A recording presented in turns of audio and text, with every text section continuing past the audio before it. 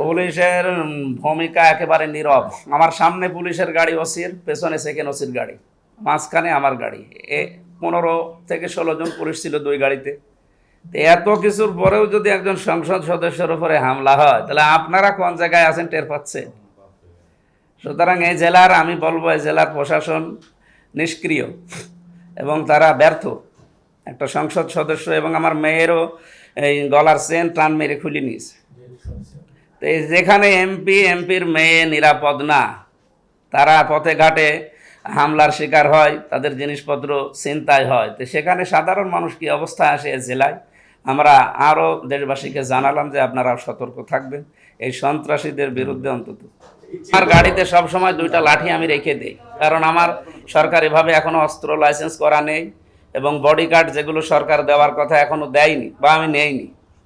তো সেই হিসাবে যে 2টা লাঠি আমি সবসময় রেখে দেই, তো ওই লাঠি তো আমার নিজের সিকিউরিটির জন্য, হেফাজতের জন্য। যখন ওরা আরম্ভ করেছে তখন আমার ড্রাইভার নেমে ওই লাঠি নিয়ে নেমে গেছে, আমি নিজে স্টারিং ধরে গাড়ি চালিয়ে নিয়ে গেছি। ওই সময় একটা ইট মেরে আমার কাজ নিয়ে গেছে। প্রথম বিষয় হচ্ছে ওনারা আমার যে বক্তব্য খণ্ডিত, যেটা নিয়ে মানে জমা হয়েছে এক জায়গায়, আমার নামে যে সমস্ত উস্কানিমূলক আমার মা বাবা তুলে গালিগালাজ করা আমার দল নিয়ে, এই কথাগুলো তো আমি প্রথমে আরম্ভ করি নাই। কথাগুলো প্রথমে আরম্ভ করেছে তারা, বিশেষ করে যাদের নাম নিয়ে তারা এই ব্যানার ছাপিয়ে আমাদের নামে দাঁড়িয়েছে।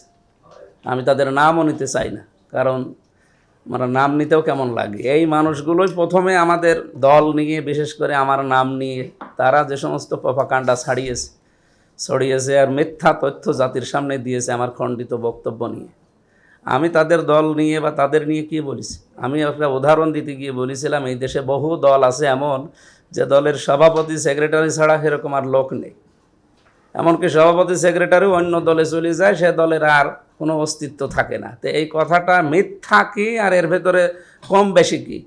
অথচ ওনারা আমার দলের নাম নিয়ে গুপ্ত মুপ্ত এমন কোনো শব্দ বলে নাই, আর আমার নাম নিয়ে তো উল্টাপাল্টা বলেছে।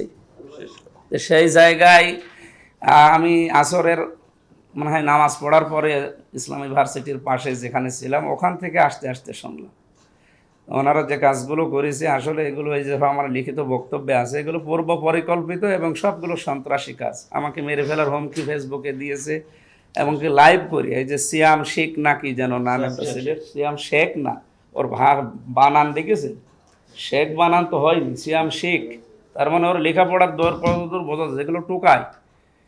এদেরকে দিয়ে এই সমস্ত দলের নাম নিয়ে, পেছনে যারা আছে অবশ্যই প্রশাসন খুঁজে তাদেরকে বের করবে। ছাত্র দলের যে ছেলেটার নাম দেখা যাচ্ছে সামনে, সম্রাট নাকি যেন দেখলাম, এরকম কয়েকজনের ভিডিও ফুটেজে যাদের নাম এসেছে, আমি রাত্রে যেয়ে ভিডিও ফুটেজ দেখে দেখে এবং যাদের ছবি সামনে আমার গাড়িতে হামলা করার, আমার কাঁচ ভেঙে দেওয়ার, ইট মারার, এমনকি সে পাথরও গাড়িতে এখনো পড়ে আছে, 3টা কাঁচ ভেঙে গিয়েছে অলরেডি। এইগুলো দেখে দেখে আমি মামলা দিয়েছি। ইন্না সামআ ওয়াল বাসারা ওয়াল ফুআদা কুল্লু উলাইকা কানা আনহু মাসউলা। কিয়ামতে সব কিছু জিজ্ঞাসিত হবে। যেন জামাত ইসলামী বাংলাদেশ এবং আমি, কারণ আমি মিথ্যা প্রপাগান্ডা ছড়াইনি, এই সংবাদ সম্মেলন করি এবং কালকে থেকে এ পর্যন্ত আমরা জানি সব কিছু একজনের কাছে জবাব দেওয়া লাগবে। তো অনেকেই দেখি মিথ্যা ছড়াচ্ছে আমাদের নামে। আপনারা সত্যটা তুলে ধরবেন ইনশাল্লাহ।